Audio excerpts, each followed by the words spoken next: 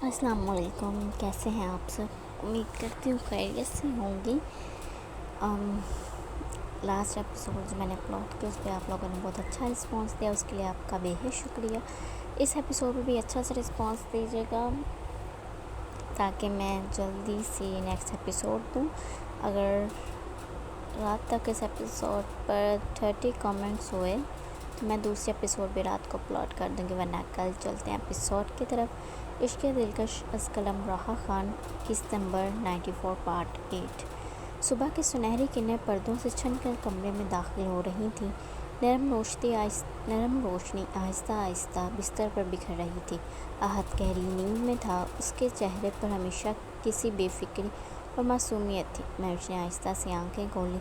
चंद लम्हे खामोशी से उसे देखती रही। उसके लबों पर बेख्तियार मुस्कुराहट आई। कितने सुकून से सोते हैं आप, वो दिल में बोली। और मैं हर सुबह एक नए खौफ के साथ जागती हूँ। उससे नरमी से आहत के माथे पर बिखरे बाल हटाए, मगर अगले ही लम्हे मोबाइल की एक मखसूस बेल पूरे कमरे में गूंज उठी। वो आवाज़ आम रिंगटोन नहीं थी। महविश का चेहरा पल भर में बदल गया। जो आंखें चंद लम्हे पहले मोहब्बत से भरी थी, उनमें अचानक चौंकनापन उतर आया। उसने फ़ौरन मोबाइल उठाया। स्क्रीन पर एक मखसूस कोड चमक रहा था।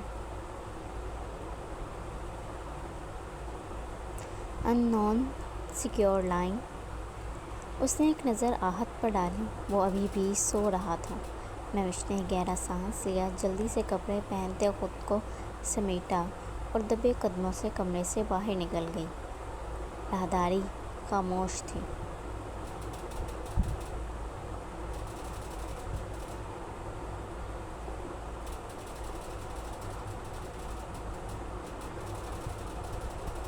वो चलते आखिरी कमरे तक पहुंची। वही कमरा जहाँ शादी से पहले वो रहा करती थी। दरवाज़ा बंद किया, फिर कांपते हाथों से कॉल रिसीव कर ली। जी चीफ। अब उसकी आवाज़ बदल चुकी थी।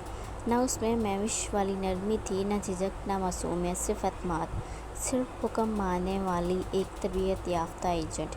दूसरी तरफ से संजीदा लहजे में मुसलसल हदायत दी जा रही थी। महविश एक लफ्ज़ बोले बगैर सुनती रही। फिर उसने मुख्तसर जवाब दिया, जी मैं 1 घंटे में पहुंच रही हूँ।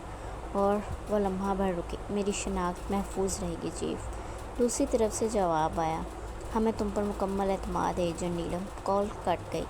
महविश ने आंखें आहिस्ता से बंद की। एजेंट नीलम, वो नाम उसके कानों में गूंजा तो जैसे दिल पर किसी ने बोझ रख दिया। वो पलटी ही थी कि उसकी सांस हलक में अटक गई। दरवाजे के बिल्कुल सामने आहत खड़ा था। महविश का रंग एक ही लम्हे में उड़ गया। उसके हाथ ठंडे पड़ गए। दिल इतनी ज़ोर से धड़क रहा था कि जैसे सीने से बाहर आ जाएगा। या अल्लाह, उसके जहन में सिर्फ एक ही ख्याल आया, क्या इसने सब सुन लिया? क्या आज सब ख़त्म हो जाएगा? आहत चंद कदम आगे बढ़ा। उसके चेहरे पर हमेशा वाली नरम सी मुस्कुराहट थी। उसने बगैर कुछ कहे महविश की कमर बाजू डाला, उसे अपनी तरफ खींच लिया। क्या हुआ जान? वो हल्के लहजे में बोला। इतनी घबराई हुई क्यों हो?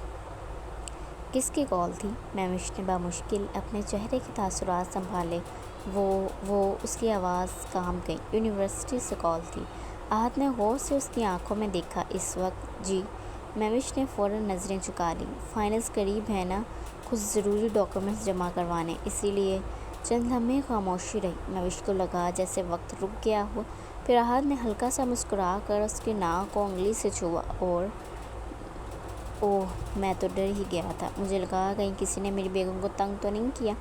महविश ने दिल ही दिल में सुकून का सांस लिया। उसने कुछ नहीं सुना, शायद। आहत ने इर्द-गिर्द देखा। वैसे तुम यहाँ क्या कर रही हो? महविश फ़ौरन बोली, मैं अपने पुराने नोट्स लेने आई थी, मिल नहीं रहे। चलो मैं ढूंढ देता हूँ। वो सीधा अलमारी की तरफ बढ़ा। नहीं। महविश की आवाज़ बेख्तियार बुलंद हो गई। आहत चौंक कर रुक गया। महविश ने फ़ौरन लहजा नरम किया, मेरा मतलब आपको ऑफिस भी जाना है ना, मैं आराम से ढूंढ लूँगी। आहत ने उसे चंद लम्हे देखा, फिर मुस्कुरा दिया। ओके मिसेस, 15 मिनट में नीचे आ जाना, साथ नाश्ता करेंगे। उसे मोहब्बत से उसके माथे पर बोसा दिया और कमरे से निकल गया। दरवाज़ा बंद होने की आवाज़ आई। महविश ने फ़ौरन دوڑ کر دروازہ لوک کیا۔ اس کی ٹانگوں سے جیسے جان نکل گئی۔ وہ دروازے کے ساتھ ہی فرش پر بیٹھ کے یا اللہ آج تو میں بچ گئی۔ چند لمحہ بعد وہ اٹھی اور سیدھا الماری کے اندر لگے خفیہ لاکر کے پاس گئی۔ اسے مخصوص کوڈ ڈالا، کلک، چھوٹا سا خفیہ خانہ کھل گیا۔ اس کے اندر ایک سیاہ ماسک، ایک جدید کمیونیکیشن ڈیوائس اور مخمل کے ڈبے میں رکھے ہوئے سنہری لینس تھے۔ مہوش نے لرزتے ہاتھوں سے لینس اٹھائے، آئینے کے سامنے جا کھڑی ہوئی اور ایک ایک کر کے لینس اپنی آنکھوں میں لگائے۔ سنہری آنکھیں، سخت نظریں، چہرے پر سیاہ ماسک، پورا وجود ایک ایسی ایجنٹ کا تاثر دے رہا تھا جس کے سامنے بڑے بڑے مجرم کانپتے تھے۔ ایجنٹ نیلم۔ مہوش نے آئینے میں خود کو دیر تک دیکھا۔ اس کی آنکھوں میں نمی تیرنے لگی۔ یہی تو خواب تھا میرا، وہ دھیرے سے بولی۔ بچپن سے یہی چاہتا کہ ایک دن اپنے بھائی کی طرح ملک کی خدمت کروں، ایک بہترین ہیکر، ایک بہترین ایجنٹ بنوں۔ اس نے ماسک اتارا، پھر ایک جھٹکے سے سنہری لینس نکال دیے۔ چند لمحوں بعد آئینے میں معصوم سی مہوش کھڑی تھی۔ آنسو رکنے کا نام نہیں لے رہے تھے۔ اگر راحت کو کبھی پتہ چل گیا کہ اس کی مہوش اور ایجنٹ نیلم ایک ہی انسان ہے، اس نے دونوں ہاتھوں سے اپنا چہرہ ڈھانپ لیا، تو شاید وہ میری ہر بات پر شک کرے گا، ہر مسکراہٹ پر، ہر جھوٹ پر، اور شاید اس کی آواز ٹوٹ گئی، شاید وہ مجھ سے محبت کرنا چھوڑ دے۔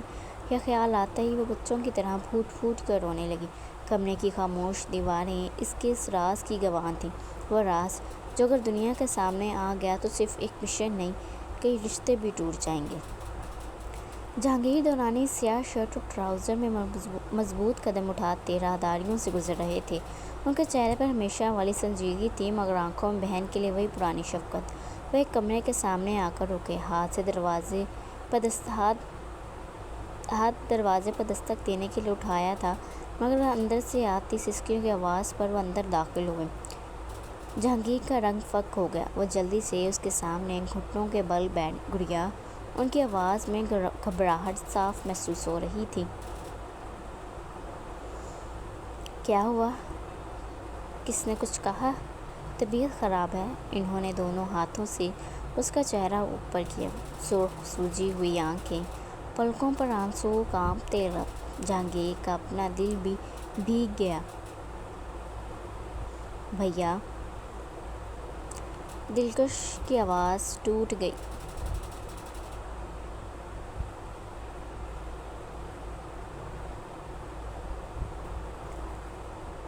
مجھے بہت ڈر لگ رہا ہے۔ جہانگیر نے فوراً اسے اپنے سینے سے لگایا۔ میں ہوں نا، پہلے مجھے بتاؤ کیا ہوا ہے؟ کافی دیر بعد دلکش نے سسکیوں کے درمیان بولنا شروع کیا۔ میں نے خواب دیکھا ہے۔ وہ رکی، سانس سنبھال لی،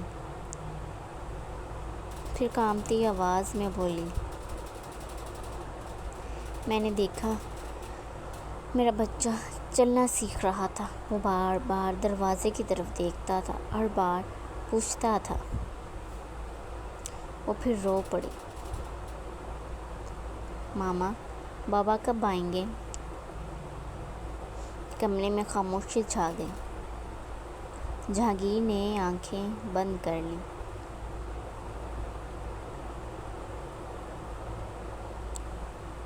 دلکش کی ہر سسکی سیدھی ان کے دل پر لگ رہی تھی۔ بھیا؟ دلکش نے روتے ہوئے ان کی شرٹ مضبوطی سے پکڑ لی۔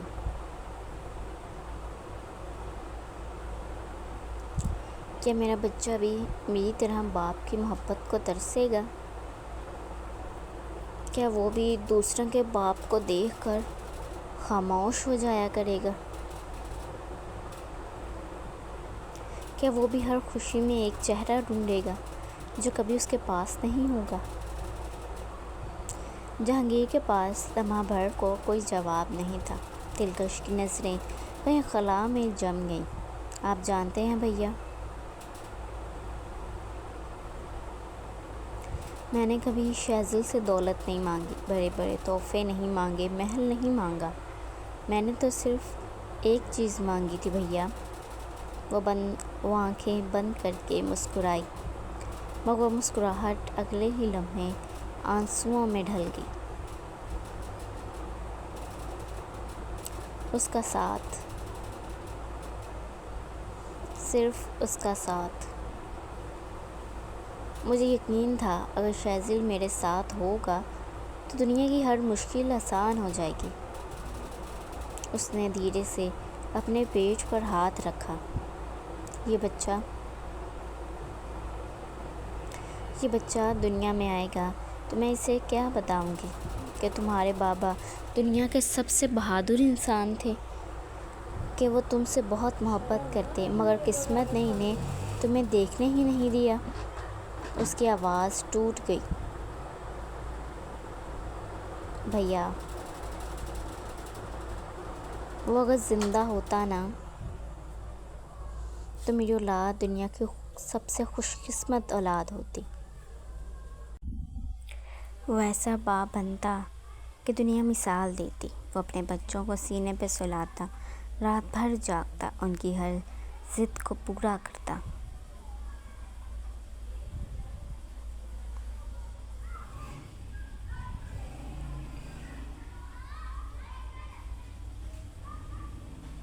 اور وہ بے اختیار ہنستی، مگر وہ ہنسی بھی رونے میں بدل گئی۔ میں بیٹھ کر بس اسے دیکھا کرتی۔ جہانگیر کی آنکھیں بھی نم ہو گئیں۔ انہوں نے دلکش کا سر سہلاتے دھیرے سے کہا، گڑیا، ہر بچہ اپنے ماں باپ جیسا نہیں پاتا، وہ ہر باپ شازل جیسا بھی نہیں ہوتا، مگر ایک بات یاد رکھنا۔ انہوں نے اس کا چہرہ دونوں ہاتھوں میں لیا، اس بچے کے نصیب میں محبت کی کمی نہیں ہوگی۔ میں ہوں، آہد ہے، میں بھی ہم سب مل کر اسے اتنی محبت دیں گے وہ کبھی خود کو اکیلا محسوس نہیں کرے گا۔ دلکش نے سر ہلایا۔ محبت اپنی جگہ ہوتی ہے بھیا، مگر باپ صرف ایک ہوتا ہے۔ ماں بچے کو جنم دیتی ہے مگر باپ اس کے خوابوں کو سہارا دیتا ہے۔ ماں آنسو پونچھتی ہے اور باپ دنیا سے لڑنا سکھاتا ہے۔ اس نے اپنے پیٹ پر ہاتھ رکھتے آنکھیں بند کر لیں۔ دنیا میں آنے سے پہلے ہی اس کے بچے کا سب سے مضبوط سہارا چھن چکا تھا۔ جب تک میں زندہ ہوں میں تمہارا بچہ کبھی خود کو یتیم نہیں کرو گے، میرا وعدہ ہے۔ دلکش نے آنکھیں بند کر لی۔ اس کے لبوں پر بمشکل ایک ٹوٹی ہوئی سرگوشی اگی۔ بس ایک بار، صرف ایک بار، یا اللہ، مجھے میرا شہر سے لوٹا دے۔ کچھ ہی دیر میں دروازہ آہستہ سے کھلا اور ملالہ اندر داخل ہوئی۔ اس کی نظر سب سے پہلے دلکش پہ پڑی، جو اب تک جہانگیر کے سینے سے لگے بے آواز آنسو بہا رہی تھی۔ ملالہ کا دل بھر آیا۔ دلکش، بس ایک لفظ کہا تھا اس نے۔ دلکش نے سر اٹھایا۔ جیسے اس کی نظر ملالہ پر پڑی، وہ بچے کی طرح اٹھ کر سیدھے اس کی باہوں میں سمٹ گئی۔ بھابھی، اتنا کہہ کر وہ اس طرح پھوٹ پھوٹ کر روئی جیسے برسوں سے ضبط کیے ہوئے سارے آنسو آج بہنے کی اجازت مانگ رہے ہیں۔ ملالہ نے اسے مضبوطی سے اپنے سینے سے لگایا، اس کے بال سہلاتی رہی۔ رو لو، دل ہلکا کر لو میری بہن، کبھی کبھی آنسو بھی انسان کو دوبارہ جینے کی ہمت دے دیتے ہیں۔ جہانگیر نے دونوں کو دیکھا۔ ان کی اپنی آنکھیں بھی سرخ ہو چکی تھیں۔ وہ مزید وہاں نہ رک سکے، خاموشی سے پلٹے اور کمرے سے باہر نکل گئے۔ دروازہ بند ہوتے ہی کمرے میں صرف دلکش کی سسکیوں کی آواز باقی رہ گئی تھی۔ بس اب اتنا نہ رو کہ تمہارا بچہ بھی تمہارے ساتھ رونے لگے۔ یہ سنتے ہی دلکش نے بے اختیار اپنا ہاتھ اپنے ابھرتے پیٹ پر رکھ لیا۔ اس کی آنکھیں پھر بھیگ گئیں۔ میں کوشش کرتی ہوں بھابھی، مگر ہر کوشش شازل کی یاد کے آگے ہار جاتی ہے۔ ملالہ اس کے ساتھ صوفے پر بیٹھ گئی۔ دلکش، اپنے بچے کے لیے مضبوط بنو، وہ تمہاری دھڑکن سن کر بڑا ہو رہا ہے۔ اگر تم ہر وقت خوف میں رہو گی تو وہ بھی خوف محسوس کرے گا۔ اگر تم اسے امید سے جیو گی تو وہ بھی امید لے کر دنیا میں آئے گا۔ تم بھول گئی ہو شاید، تم وہ عورت ہو جس نے 2 بچوں کو تنہا پالا۔ تم وہ عورت ہو جس نے ہر طوفان کا سامنا کیا۔ تم وہ عورت ہو جس نے مردوں سے بھری بزنس کی دنیا میں اپنا نام بنایا، دلکش غازی کا نام بنایا۔ آپ ٹھیک کہتی ہیں بھابھی، مگر مضبوطی۔ اس نے گہری سانس لی۔ میں نے شوق سے نہیں اوڑھی تھی، وہ تو مجبوری کا لباس تھا۔ اس نے آنکھیں بند کر لیں۔ شازل کے بعد میرے پاس مضبوط ہونے کا وقت نہیں تھا۔ مجھے اپنا گھر بچانا تھا، اپنے بچوں کو سنبھالنا تھا، اپنے لوگوں کے سامنے خود کو ٹوٹنے نہیں دینا تھا۔ وہ مدھم سی ہنسی۔ لوگ کہتے تھے دلکش بہت مضبوط ہے، کاش کوئی دیکھ پاتا۔ ہر رات وہ مضبوط عورت اپنے تکیے پر منہ چھپا کر کتنی دیر روتی تھی۔ ملالہ کا دل بھیگ گیا۔ دلکش کی نظریں کہیں بہت دور جا ٹکیں۔ بھابھی، آپ جانتی ہیں، شازل نے مجھے کبھی زندگی کی دھوپ لگنے ہی نہیں دی۔ ہر مشکل، ہر پریشانی، ہر دکھ وہ میرے پاس آنے سے پہلے خود اپنے سینے پر روک لیتا تھا۔ میں ضد کرتی تو وہ ہنس کر مان جاتا، میں خاموش ہوتی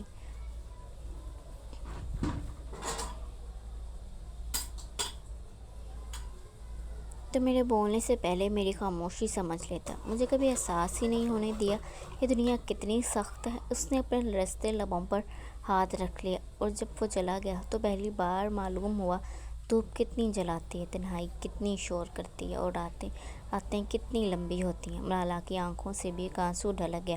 اس نے فوراً دلکش کا ہاتھ تھام لیا۔ نہیں دلکش، شاذل گیا ضرور ہے، مگر تمہارے اندر اس کی ایک سانس اب بھی زندہ ہے۔ اس نے نرمی سے دلکش کے پیٹ پر ہاتھ رکھا۔ یہ بچہ صرف تمہارا نہیں، یہ شاذل کی محبت کی آخری نشانی ہے، اس کے جسم کا حصہ، اس کے خوابوں کا تسلسل، اس کی زندگی کا وہ باب جو ابھی ختم نہیں ہوا۔ اگر تم ٹوٹ گئی تو شاذل کی یہ آخری امانت بھی کمزور پڑ جائے گی، اور مجھے یقین ہے شاذل جہاں بھی ہوگا وہ یہی چاہے گا کہ اس کے بچے کی ماں پہلے جیسی دلیر دلکش غازی بن جائے۔ دلکش نے آنکھیں بند کی۔ وہ آنسو خاموشی سے اس کے رخساروں پر بہہ گئے۔ اس نے اپنے پیٹ پر دونوں ہاتھوں سے تھام لیا، اور پہلی بار اس کی ہتھیلیوں میں ممتا خوف سے زیادہ محسوس ہوئی۔ میں کوشش کروں گی، اس نے آہستہ سے کہا۔ نہیں، ملالہ نے اس کی بات کاٹی، تم کوشش نہیں کرو گی، تم کامیاب ہوگی۔ اپنے لیے نہیں، شاذل کے لیے، اس ننھی سے جان کے لیے جو ابھی سے اپنی ماں کی ہر دھڑکن گن رہی ہے۔ کمرے میں چند لمحے خاموشی چھا گئی۔ ملالہ نے ماحول بدلنے کے لیے مسکراتے ہوئے الماری کھولی۔ 2 دن پہلے جہانگیر خود دلکش کو خان ولا سے یہاں لائے تھے، کیونکہ آج سے حمزہ کی شادی شروع ہونے والی تھی۔ ملالہ نے ہلکے آسمانی رنگ کا سوٹ نکالا۔ یہ پہن لو۔ دلکش نے سوالیہ نظروں سے دیکھا۔ حمزہ کی شادی ہے، اور میری بہن ہر وقت آنسو میں نہیں رہ سکتی۔ کپڑے بدلو، میں باہر انتظار کرتی ہوں۔ پھر اس نے شرارت سے مسکرا کر کہا، اور ہاں، آج میں نے تمہاری پسند کا آلو کا پراٹھا اور چائے بنائی ہے۔ ناشتہ ہم سب ساتھ کریں گے، تم انکار نہیں کر سکتی۔ دلکش نے آنکھوں سے پہلی بار ہلکی سی مسکرائی۔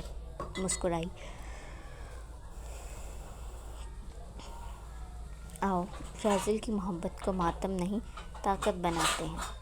دوران ولا اس صبح غیر معمولی طور پر زندہ لگ رہا تھا۔ کھڑکیوں سے چھن کر آتی سنہری دھوپ سفید سنگ مرمر پر بکھر رہی تھی۔ ڈائننگ ہال میں تازہ پھولوں کی خوشبو، مکھن لگے گرم ٹوسٹ، پراٹھوں اور قہوے کی مہک ایک ساتھ گھلی ہوئی تھی۔ ہر طرف شادی کی تیاریوں کا شور تھا، مگر اس شور کے درمیان ایک خاموش اداسی بھی تھی، جس کا نام دلکش تھا۔ مالا نے نرمی سے دلکش کا ہاتھ تھام لیا۔ آؤ، ناشتے کی میز پر چلتے ہیں۔ دلکش نے ایک لمحہ ان کی طرف دیکھا، پھر خاموشی سے سر ہلا دیا اور ملالہ کے ہم قدم ہو گئی۔ اس کا لباس ہمیشہ کی طرح پھیکے رنگ کا تھا، ہلکا کریم سوٹ، سفید دوپٹہ، چہرے پر بناوٹ کی مسکراہٹ، اور آنکھوں میں کئی راتوں کی جاگی ہوئی خاموشی۔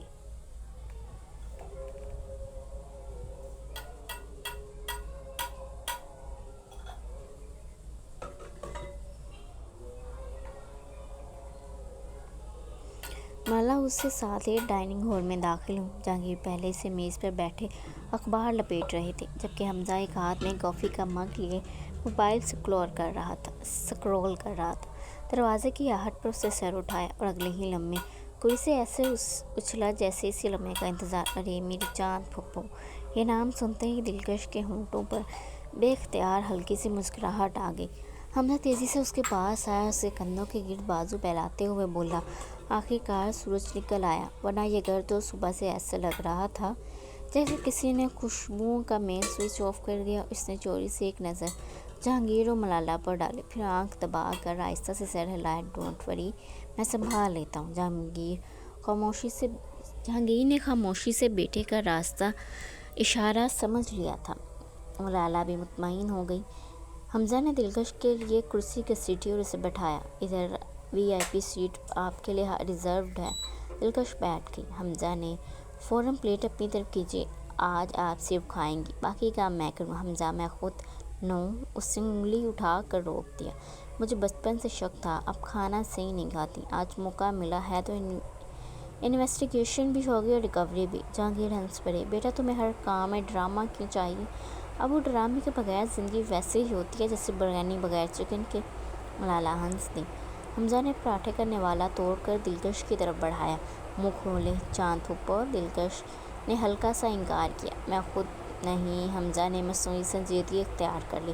آج آپ مریض ہیں، میں کمپاؤنڈر بھی ہوں، ڈاکٹر بھی، اگر ضرورت پڑی زبردستی دوا پلانے والی اماں بھی۔ دلکش ہنس دی۔ آخرکار اس نے نوالہ کھا لیا۔ حمزہ فاتحہ انداز میں کرسی پر ٹیک لگا گیا۔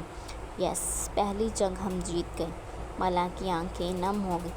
ایک مہینے پہلے تک یہی دلکش مسلسل روتی رہتی تھی، آج کئی دنوں بعد اس کی ہنسی سنی تھی۔ جہانگیر نے ملالہ کی طرف دیکھا، اس کی نم پلکیں ان سے چھپی نہ رہ سکیں۔ وہ ذرا سا جھکتے اور اتنی آہستہ آواز میں بولے کہ صرف ملالہ سن سکے، اگر میری بہن یہاں نہ بیٹھی ہوتی، وہ مزید قریب ہوئے، تو میری ملکیت کو نم کرنے کی سزا میں تمہارے اس نیک نام بیٹے کا بھی لحاظ نہ کرتا، سیدھی پنشمنٹ ہوتی۔ پنشمنٹ؟ یہ لفظ سنتے ہی ملالہ کے گال گلابی ہو گئے۔ وہ ایک لمحے کو برسوں پیچھے چلے گئی۔ جہانگیر دورانی، وہ شخص جو جان بوجھ کر معمولی باتوں پر ناراض ہو جاتا تھا، صرف اس لیے کہ اپنی مخصوص سزا سنانے کا بہانہ مل جائے۔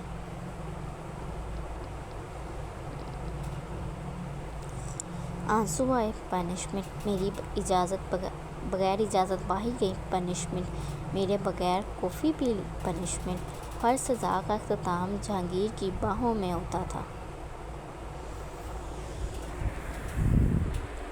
اسی لمحے میز کے نیچے جہانگیر کا ہاتھ چلا گیا۔ اسے ملالہ کے پلو اٹھاتے ملالہ سب سے اسے گھور سکی۔ جہانگیر کو مزید شے ملی۔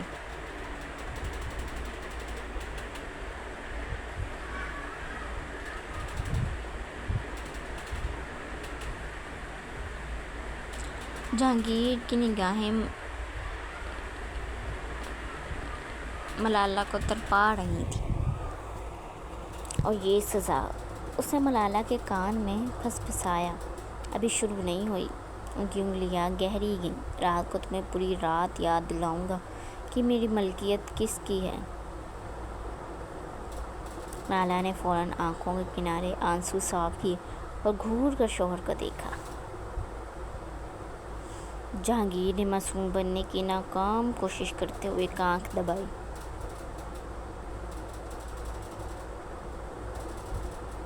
ملالہ نے ہونٹ بھینچ لیے۔ یہ آدمی کبھی نہیں سدھرے گا۔ ادھر حمزہ نے یہ منظر دیکھ لیا تھا۔ فوراً دلکش کے کان کے قریب جھکا۔ چاند پھپھو۔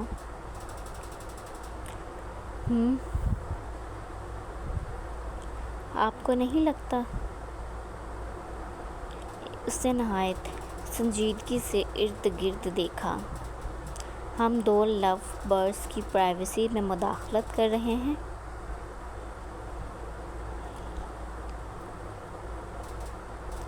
دلکش نے ہنسی روکنے کی کوشش کی۔ کون سے لو برڈز؟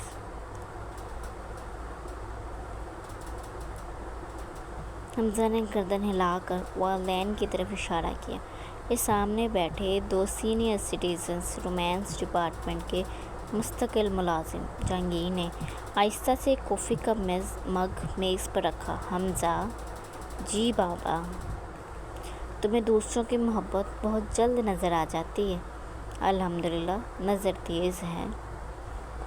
جہانگیر نے معنی خیز مسکراہٹ کے ساتھ کرسی کی پشت سے ٹیک لگائی۔ اچھی بات ہے،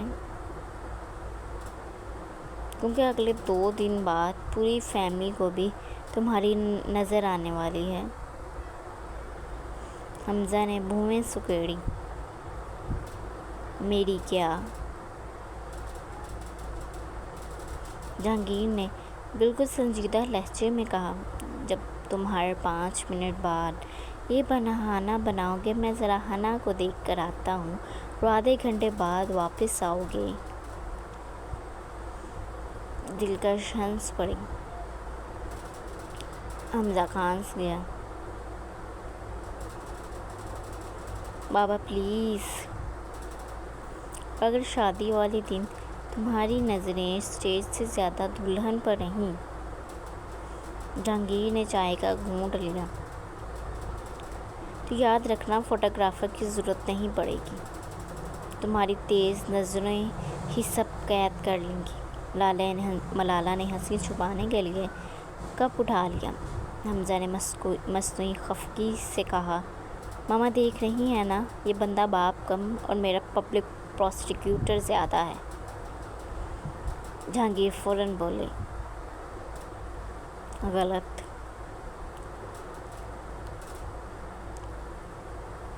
پھر میں صرف تمہیں وہی چکھا رہا ہوں۔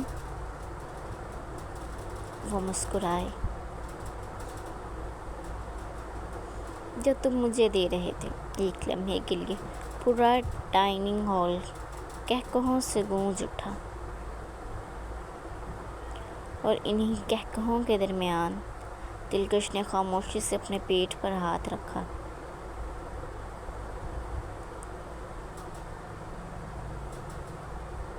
دل ہی دل میں اس نے سرگوشی کی، دیکھ رہے ہو نا شہزاد، تمہارے اپنے آج بھی مجھے ہنسانا جانتے ہیں۔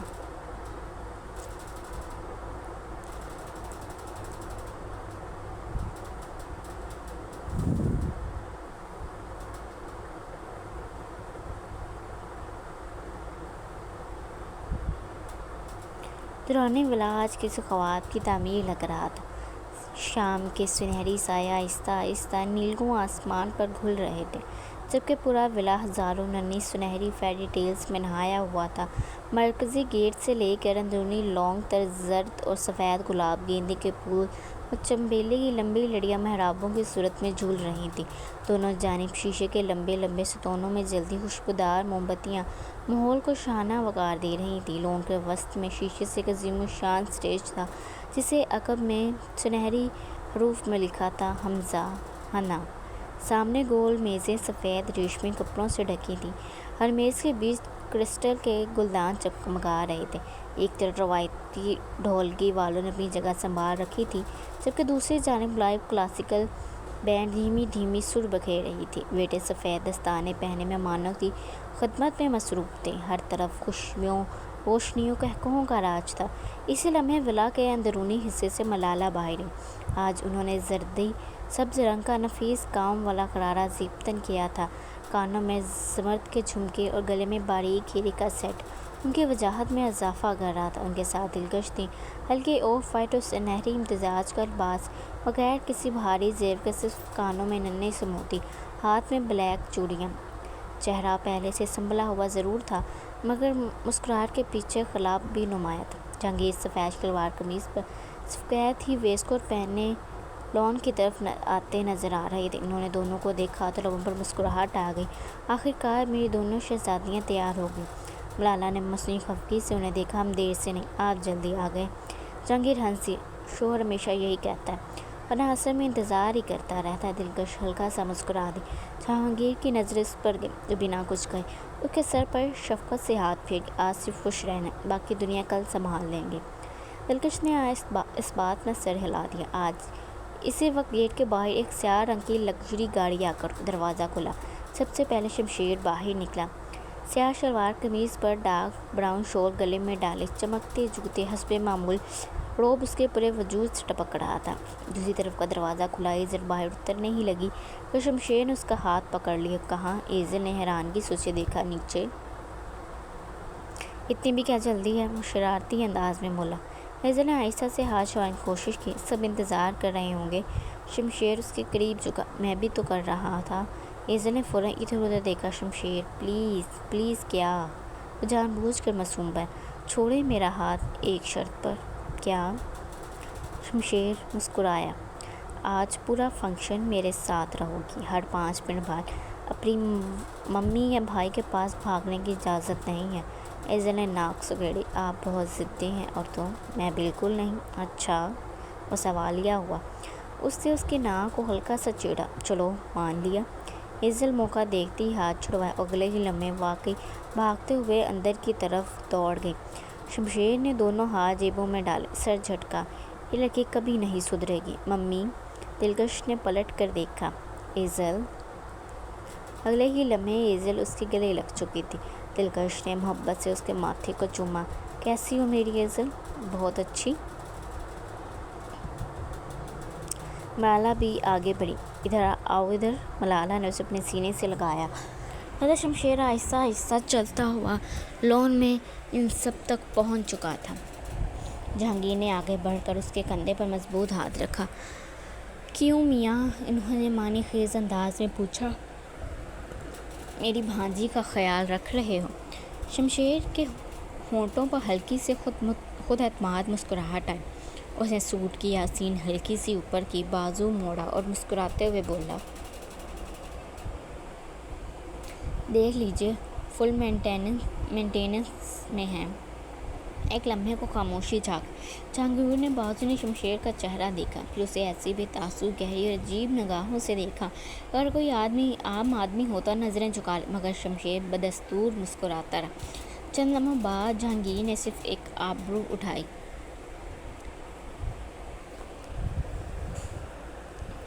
اعتماد اچھی چیز ہے، وہ دھیرے سے بولے، بس کبھی کبھی حد سے زیادہ بھی ہو جاتا ہے۔ شمشیر کے لبوں کی مسکراہٹ ذرا اور گہری ہوئی۔ خوش قسمتی سے مجھے اپنی حدیں معلوم ہیں۔ جہانگیر نے ہلکی سی مسکراہٹ دبائی۔ دیکھتے ہیں، بس اتنا کہہ کر وہ آگے بڑھ گئی۔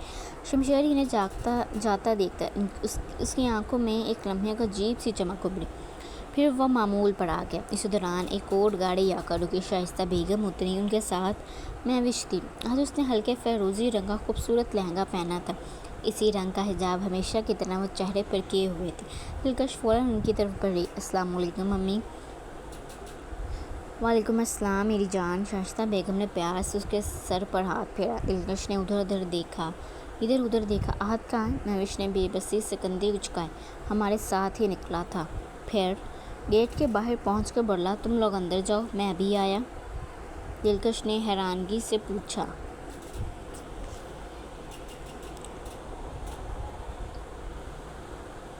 کہاں گیا؟ مہوش نے ہنستے ہوئے سر ہلایا۔ اگر مجھے معلوم ہوتا تو آپ سے کیوں چھپاتی، فون بھی نہیں اٹھا رہا۔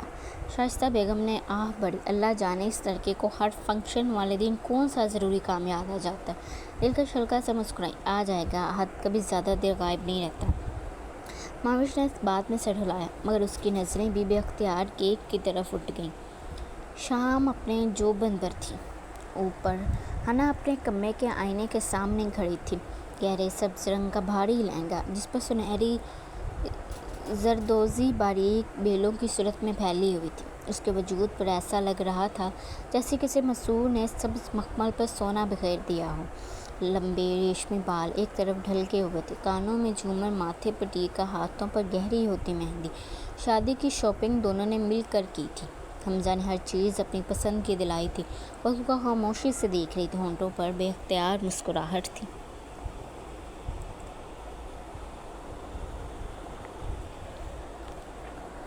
پیچھے بیڈ پر بیٹھی ایزا نے شرارتی انداز میں سیٹی بجائی۔ ماشاء اللہ، کوئی دلہا آج بیہوش ہونے والا ہے۔ حنا نے آئینے میں سے اسے گھورا۔ بس کریں آپ۔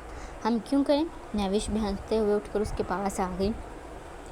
ہم تو صرف یہ سوچ رہے ہیں کہ حمزہ بھائی کی خیر نہیں، اتنی خوبصورت دلہن دیکھ کر اگر اسٹیج پر ہی گھٹنوں کے بل بیٹھ گئے تو۔ حنا نے شرم سے لب کاٹ لیا۔ مہوش ایزا فوراً بولی، اور حمزہ بھائی سنبھل بھی گئے تو تمہارے شوہر کا کیا ہوگا؟ مہوش نے چونک کر اسے دیکھا۔ میرے شوہر کو کیا ہونا ہے؟ ایزا نے مصنوعی سنجیدگی سے کہا۔ احد بھائی تو ویسے ہی حمزہ بھائی کے ساتھ ہر شرارت میں برابر ہوتے ہیں۔ آج اگر حمزہ بھائی پر دلہا بننے کا بخار چڑھا تو احد بھائی پر ناچنے کا۔ حنا ہنس دی۔ مہوش نے ناک سکیڑی۔ میرے محترم شوہر کو نا موقع چاہیے ہوتا ہے، ڈھول بجے نہ بجے وہ خود بجنا شروع ہو جاتے ہیں۔ تینوں زور سے ہنسی۔ ایزا نے مہوش کو کونہی ماری۔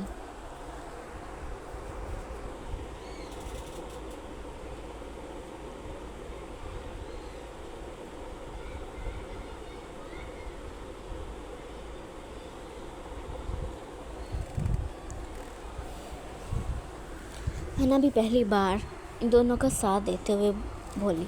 مہوش نے دونوں کو گھورا۔ تم دونوں کی سازش ہے میرے خلاف؟ ہاں، ایزا نے فوراً سر ہلایا۔ اور آج ہم دونوں نے فیصلہ کیا ہے کہ اگر احد بھائی نے ڈانس کیا تو ہم صرف تمہارے ایکسپریشنز دیکھیں گے۔ مہوش نے ہنستے ہوئے کوشن اٹھایا۔ بہت بول رہی ہو تم دونوں۔ کوشن ابھی ہوا میں ہی تھا کہ نیچے سے ایک زوردار شور بلند ہوا۔ سیٹیوں کی آوازیں، تالیاں، ڈھول، پھر دو طاقتور بائکس کے انجنوں کی گرج، تینوں چونک کر کھڑکی کی طرف بھاگیں۔ ایزل نے پردہ ذرا سا کھسکایا۔ اوہ ہو، میوش بھی اس کے برابر آ کھڑی۔ لگتا ہے دونوں نواب آ گئے۔ حنا نے دل پر قابو پانے کی ناکام سی کوشش کی، مگر اگلے ہی لمحے وہ بھی ان کے درمیان کھڑی تھی۔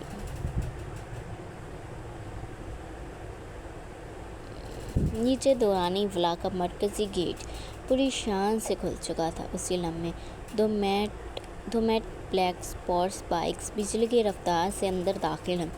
ہیڈ لائٹس کی سفید کرنیں سیدھی لان کی طرف بڑھیں۔ مہمانوں کی نظریں ایک ساتھ گیٹ پر جم گئیں۔ ایک بائک پر حمزہ تھا تو دوسری پر احد۔ دونوں سیاہ لباس میں ہیلمٹ پہنے پر اعتماد کے ساتھ ایک دوسرے کے برابر چل رہے تھے۔ گیٹ سے اسٹیج تک پہنچتے پہنچتے دونوں نے رفتار بڑھائی اور پھر ایک ہی لمحے دونوں بائکس نے خوبصورت سلائڈنگ بریک لیں۔ ٹائروں سے ہلکا سا دھواں اٹھا، ہجوم سے بے اختیار آواز نکلی۔ حمزہ نے آہستہ سے ہیلمٹ اتارا، بکھرے ہوئے بالوں میں ہاتھ پھیرا، ساتھ ہی احد نے بھی اپنا ہیلمٹ اتار کر بائک کے ہینڈل پر ٹانگ دیا۔ اوپر کھڑکی کھڑی حنا کی سانس ایک لمحے کو رک گئی۔ ایزل نے فوراً اس کی کوہنی پر کوہنی ماری۔ حنا نے شرما کر اسے گھورا۔ ایسے نہیں دکھ، میوش نے نیچے دیکھتے ہوئے معنی خیز مسکراہٹ کے ساتھ کہا، اور نیچے جو جناب ہر 2 سیکنڈ بعد اوپر بالکنی کی طرف دیکھ رہے ہیں، وہ بھی شاید موسم کا حال پوچھنے آئے ہیں۔ حنا نے فوراً نظریں جھکا لیں، مگر اس کے گلابی ہدے رخسار دونوں سے کچھ نہ چھپا سکے۔ بائک سے اترتے ہی دونوں نے ایک دوسرے کی طرف دیکھا۔ حمزہ نے ہیلمٹ بائک کے ہینڈل پر ٹانگا۔ احد نے شرارتی انداز میں گردن دائیں بائیں گھمائی۔ تیار ہے دولہے راجا؟ حمزہ نے ہونٹوں پر مسکراہٹ سجاتے ہوئے جواب دیا۔ آج صرف ناچنا نہیں، محفل لوٹنی ہے۔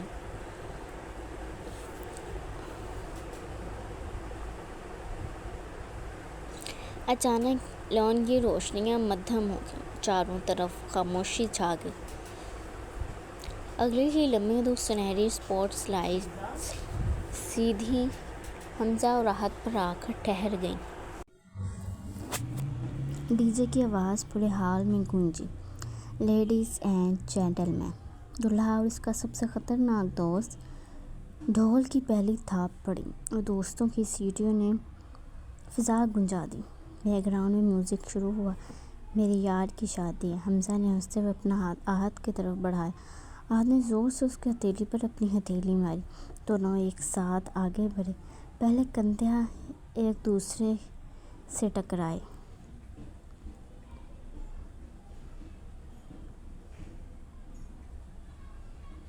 ڈھولک میں تال ہے، پائل میں چھن چھن، گھونگھٹ میں گوری ہے، سہرے میں ساجن۔ پھر دونوں نے آدھا چکر کاٹتے ہوئے تال پر قدم ملائے۔ ایک لمحے بعد احد نے گھوم کر حمزہ کی کلائی پکڑی، اسے اپنی طرف کھینچا۔ حمزہ ہنستا ہوا گھوما، پھر دونوں ایک دوسرے کے سامنے آ کر تالیاں بجاتے ہوئے پنجابی انداز میں بھنگڑے کے جوشیلے قدم اٹھانے لگے۔ جہاں بھی جائیں بہاریں ہی چھائیں، یہ خوشیاں ہی پائیں، میرے دل نے یہ دعا دی ہے، میرے یار کی شادی ہے۔ حمزہ سامنے کھڑا تھا جبکہ احد ان لیرکس پر اسٹیپ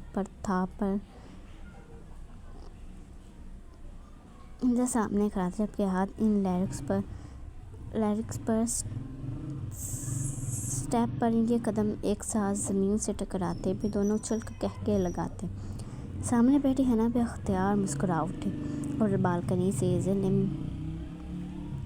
ایزل نے میوش کے کان میں سرگوشی کی۔ دیکھا، میں نے کہا تھا نا، آج دونوں پورا ہال سر پر اٹھا لیں گے۔ میوش نے نظریں احد پر جمائے، ہلکا سا سر ہلایا، اور وہ جو سامنے ناچ رہا ہے رات کو خود کہہ گیا، کمر ٹوٹ گئی۔ ایزل ہنس پڑی۔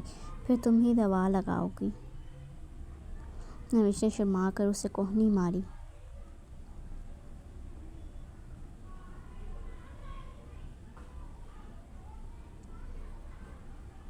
خاموش۔ نیچے حمزہ نے ڈانس کے دوران اچانک حنا کی طرف دیکھا۔ حنا نے نظریں چرا لیں۔ احد نے فوراً وہ لمحہ پکڑ لیا۔ وہ ناچتے ناچتے حمزہ کے کان کے قریب آیا۔ اوئے، ناچنے پر فوکس رکھ، نچانے والی پر نہیں۔ حمزہ نے ہنستے ہوئے اس کے کان میں سرگوشی کی۔ دل تو نچانے والی کے پاس جسم یہاں ناچ رہا ہے۔ آہت نے زوروں سے اس کے کندھے پر دھاپ ماری۔ آج کے بعد تیرا علاج ممکن نہیں۔ پورا ہال قہقہوں اور تالیوں سے گونج اٹھا۔ ڈھول کی تھاپ ایک دم تیز ہوئی۔ حمزہ اور راحت ایک دوسرے کے گرد گھومتے، تال پر قدم جماتے، قہقہے لگاتے محفل کے بیچ پہنچ چکے تھے۔ پورا ہال تالیوں سے گونج رہا تھا۔ حمزہ نے گھومتے گھومتے اچانک نظر اپنے باپ پر جما دی۔ جہانگیر درانی دونوں ہاتھ پینٹ کی جیبوں میں ڈالے شاہانہ انداز میں کھڑے تھے۔ حمزہ کے ہونٹوں پر شرارتی مسکراہٹ پھیل گئی۔ وہ ناچتے ناچتے سیدھا ان کے سامنے آ کر رک گیا۔ ڈھول بج رہا تھا مگر باپ بیٹے کی نظریں ایک دوسرے میں الجھ گئی تھیں۔ حمزہ نے خاموشی سے اپنا ہاتھ آگے بڑھا دیا۔ بابا جانی، بس ایک لفظ۔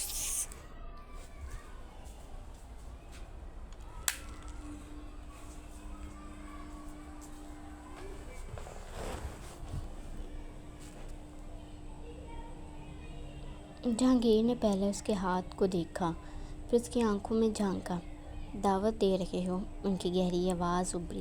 حمزہ نے مسکرا کر سر ہلا دیا۔ صرف بیٹا نہیں، آج ایک دولہا اپنے باپ کو بلا رہا ہے۔ پورا ہال خاموش ہو گیا۔ جہانگیر کے ہونٹوں پر دھیمی سی مسکراہٹ ابھری۔ انہوں نے اپنی کلائی سے گھڑی اتاری، خاموشی سے ملالہ کی طرف بڑھا دی۔ ملالہ نے مسکراتے ہوئے گھڑی سنبھال لی۔ پھر انہوں نے کوٹ کا اگلا بٹن کھولا، کالر سیدھے کیے اور حمزہ کے قریب آ کر آہستہ سے بولے، دولت کی ڈاور ٹھکرانا دورانیوں کی روایت نہیں۔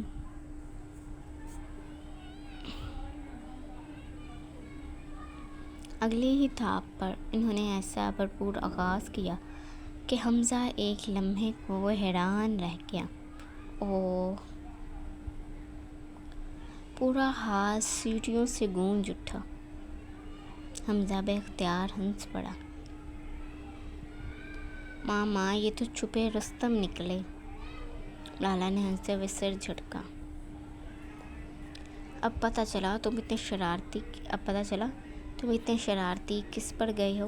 قہقہوں کا ایک نیا طوفان اٹھا۔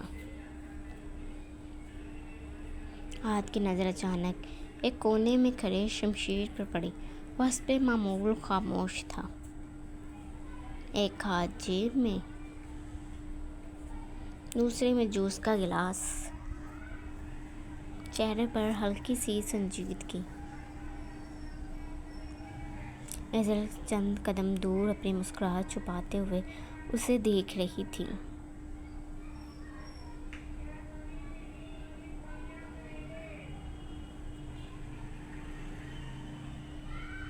آہت نے حمزہ کی کوہنی پر کوہنی ماری۔ ایک شکار ابھی باقی ہے۔ حمزہ کی آنکھیں چمک اٹھی اور دونوں ناچتے ناچتے شمشیر کے سامنے جا رکے۔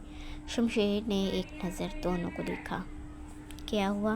حمزہ نے مسکرا کر کہا، ایک شکایت ہے۔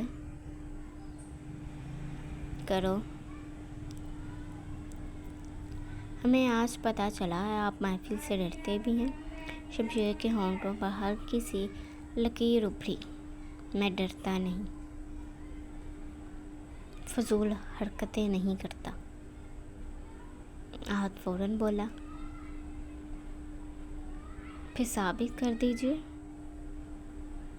شمشیر نے جواب دینے کی بجائے خاموشی سے ایزل کی طرف دیکھا۔ ایزل نے ہونٹ دباتے ہوئے نظریں چرا لیں۔ حمزہ نے شرارت سے کہا، بھابھی اجازت دیجیے نا، ہم آپ کے شوہر کو صرف 2 منٹ کے لیے ادھار مانگ رہے ہیں۔ ایزل نے مسکرا کر شمشیر کی طرف دیکھا۔ فیصلہ آپ کا ہے۔ چند لمحوں کی خاموشی۔ शमशेर ने आहिस्ता से अपना ग्लास एक वेटर की ट्रे में रखा, कलाई पर बंधी घड़ी खोल ली।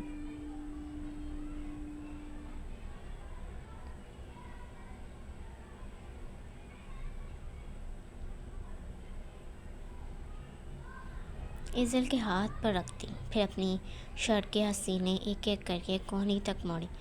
हमजा ने हाथ के कान में सरगोशी की। अब लगता है किसी की खैर नहीं। शमशेर स्टेज के बीच जा खड़ा। ढोल की ताप दोबारा बुलंद हुई।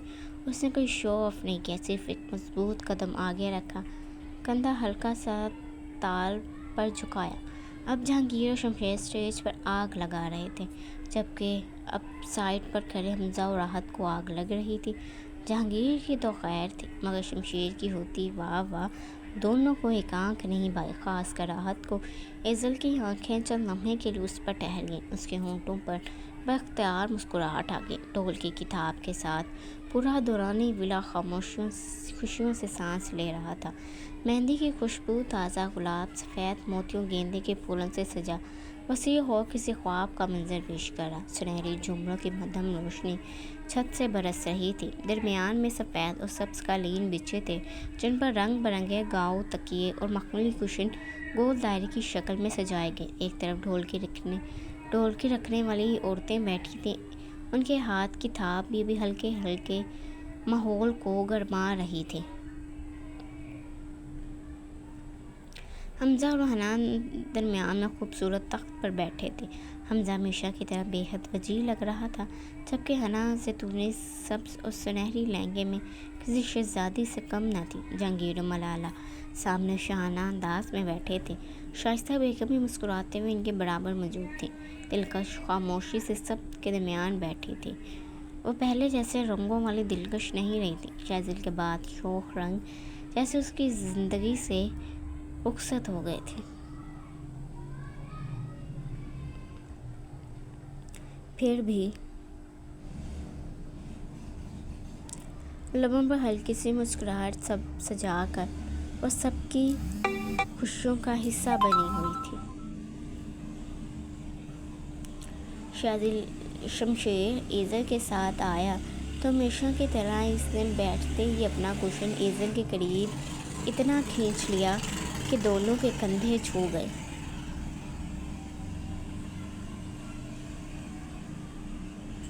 ईज़ल ने फौरन कोहनी मारी। थोड़ा दूर बैठे। शमशेर बगैर उसकी तरफ देखे बोला, बीवी से दूर बैठने का कोई सवाब नहीं मिलता। ईज़ल ने नज़रें चुरा लीं।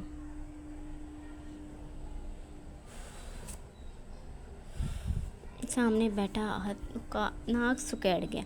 शुरू हो गई अजाब। हमजा फौरन बोला, ओए साले, अभी तो बैठे, आगे आगे देख।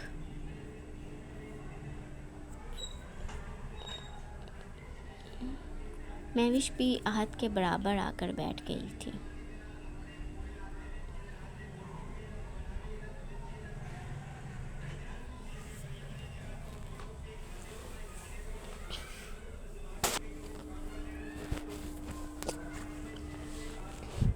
ढोलक की थाप जरा तेज़ हुई।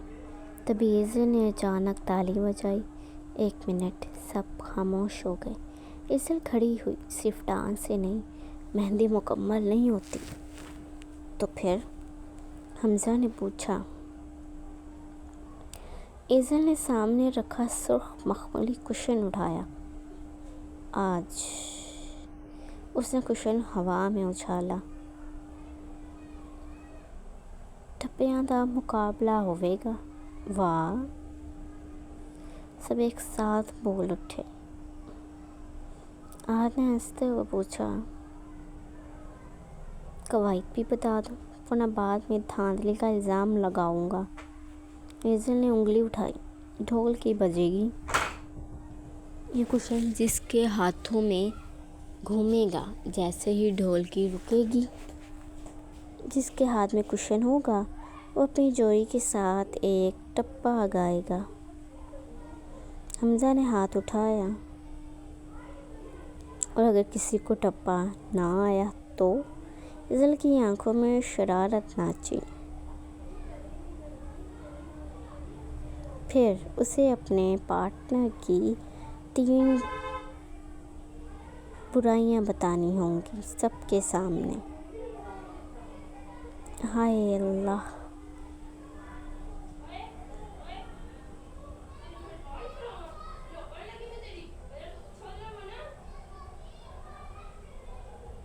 لالا نے ہنستے ہوئے منہ پر ہاتھ رکھ لیا۔ مہوش نے فوراً آہت کو دیکھا۔ آپ ابھی سے سوچنا شروع کر دیں۔ آہت نے سینہ جوڑا کہ میں تو پنجاباں دا شاعر ہاں۔ حمزہ فوراً بولا ہاں واٹس ایپ سٹیٹس والا شاعر۔ ایک اور زوردار قہقہا گونجا۔ شمشیر خاموش بیٹھا ایزل کو دیکھ رہا تھا۔ اگر تم ہار گئیں تو؟ اس نے آہستہ سے پوچھا۔ ایزل نے گردن اکڑائی۔ ناممکن۔ اور اگر ہار گئیں، وہ باضد تھا، تو آپ میری 3 برائیاں بتائیں گے۔ شمشیر کے ہونٹوں پر آہستہ سی مسکراہٹ آئی۔ برائیاں تم میں؟ وہ ذرا سا جھکا۔ بتانی پڑیں گی۔ ایزل کے کان سرخ ہو گئے۔ سامنے بیٹھا حمزہ دونوں کو گھورتا رہ گیا۔ اوئے! یہ مقابلہ شروع ہونے سے پہلے ہی رومانس کیوں چل رہا ہے؟ جہانگیر نے ہنستے ہوئے گردن ہلائی۔ یہ دونوں کہیں بھی محفل الگ لگا لیتے ہیں۔ ایزل نے شرمندگی سے شمشیر کو کوہنی ماری۔ شمشیر نے اس کا ہاتھ وہیں پکڑ لیا۔ چھوڑیں! وہ آنکھیں دکھاتے غصے سے بولی۔ وہ دانت پیستے ہوئے سرگوشی میں بولی۔ سب دیکھ رہے ہیں۔ شمشیر نے بالکل سنجیدہ چہرہ بنا لیا۔ دیکھنے دو، حسد کریں گے۔ ایزل نے جھٹکے سے اپنا ہاتھ چھڑوایا۔ ہیلو، فیملی فنکشن ہے۔ حمزہ نے فوراً بات پکڑی۔ رہنے دیں، یہ دونوں تو ٹرائل ورژن چلا رہے ہیں۔ سب ایک بار پھر ہنس دیے۔ آہستہ بیگم نے مسکراتے ہوئے ڈھولکی والوں کو دیکھا۔ پہلے محفل کی رسم ہم شروع کرتے ہیں۔ انہوں نے ڈھولکی اپنے قریب کھینچی، ہاتھ کی انگلیاں چمڑے پر رکھیں۔ ہال خاموش ہو گیا۔ ڈھولکی کی پہلی تھاپ پڑی اور شائستہ بیگم نے مسکراتے ہوئے محفل کا افتتاحی ٹپا چھیڑ دیا۔ ڈھولکی کی پہلی تھاپ پورے ہال میں گونجی تو ہر چہرے پر مسکراہٹ پھیل گئی۔ شائستہ بیگم نے مسکراتے ہوئے اپنی چادر ذرا سی سنبھالی، پھر ڈھولکی والی کی طرف دیکھ کر بولی، چلو بھائی، محفل دا آغاز رب دے ناں نال۔ ڈھولکی کی تھاپ ذرا تیز ہوئی۔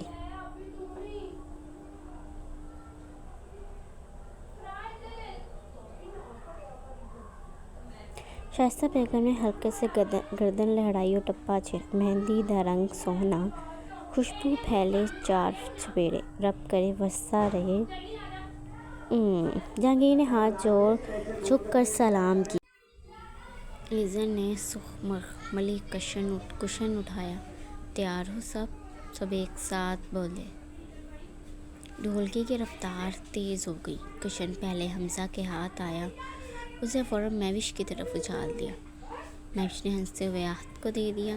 آہت نے جان بوجھ کر دیر کی۔ اوئے جلدی! حمزہ چیخا۔ آہت نے ہنستے ہوئے کشن جہانگیر کی طرف پھینکا۔ جہانگیر نے دیکھا بغیر شمشیر کی طرف اچھال دیا۔ شمشیر نے ایک ہاتھ سے پکڑا ہی تھا کہ ڈھولکی خاموش ہو گئی۔ ایک لمحے کے لیے پورا ہال ساکت ہوا، پھر اگلے ہی لمحے شور اٹھا۔ اوئے! پہلی باری نئی نویلی جوڑی دی۔ شمشیر، ایزل، حمزہ اٹھ کھڑا ہوا۔ جج صاحب، اس نے جہانگیر کی طرف دیکھ کر ہاتھ پھیلائے۔ پہلا شکار تیار ہے، سب ہنس دیے۔ شمشیر نے بڑے سکون سے کشن اپنی گود میں رکھا۔ ایزل نے اسے کوہنی ماری۔ دیکھا، آپ کی وجہ سے۔ شمشیر نے بے نیازی سے کندھے اچکائے۔ قسمت بھی جانتی ہے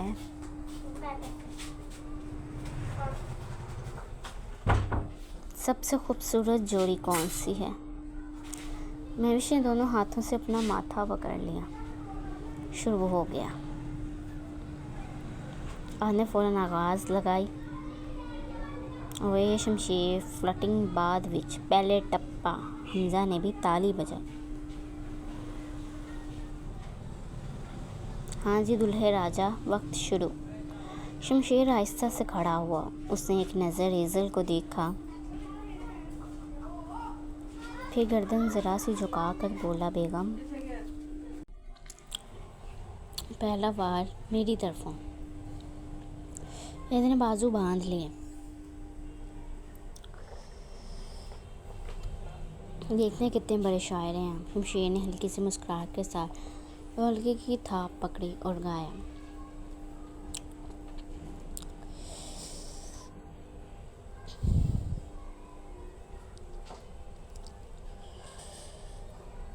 چانوی شرما جائے جدوں ہستی ہیں، میرے گھر دی قسمت تو میرے نال وسدی ہیں۔ واہ! تالی کی گونج پورے ہال میں پھیلی۔ حمزہ نے فوراً سیٹی بجائی اور بندہ خطرناک تیاری کر کے آیا۔ شمشیر نے فاتح انداز میں ایزل کو دیکھا، اب جواب دو۔ ایزل نے مصنوعی ناک سکیڑی۔ اتنا بھی مشکل نہیں تھا۔ وہ آہستہ سے اپنا دوپٹہ سنبھالا، شمشیر کے بالکل سامنے آ کھڑی ہو گئی، پھر مسکراتے ہوئے بولی، ساواں وچ وسیا ایک ضدی جیا یار، رولا وی او پائے تے اوہی میرا پیار۔ واہ! شمشیر شائستہ بیگم سب سے پہلے داد دی۔ جہانگیر مسکراتے ہوئے، برابر کا مقابلہ ہے۔ شمشیر نے بھویں چکائیں، ضدی۔ ایزل معصوم بن کر سر ہلایا، جی بہت ضدی۔ شمشیر نے آہستہ سے اس کے قریب جھکتے سرگوشی کی، رات بتاتا ہوں کتنی ضدی ہے۔ ایزل کی آنکھیں پھیل گئیں۔ شمشیر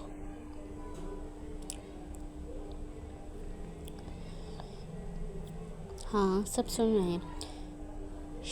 شمشیر نے ارد گرد دیکھا تو آہستہ بولتا ہوں، پورا ہال کیسے کہکہوں سے گونج اٹھا۔ حمزہ نے دونوں ہاتھ اٹھا، اعتراض، یہ ٹپوں کا مقابلہ ہے یا ذاتی ملاقات؟